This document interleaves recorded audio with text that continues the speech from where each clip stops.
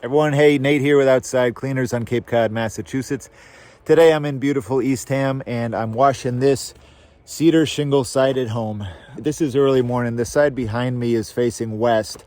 It is in the shade right now, but I think you can see, if we look up close, just how very dark these white cedar shingles are.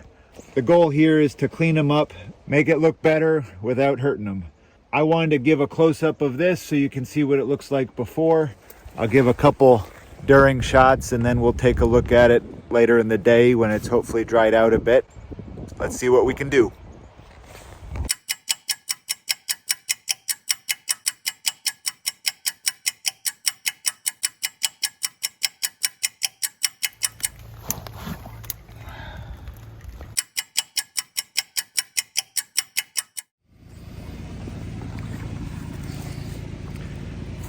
Shall we look?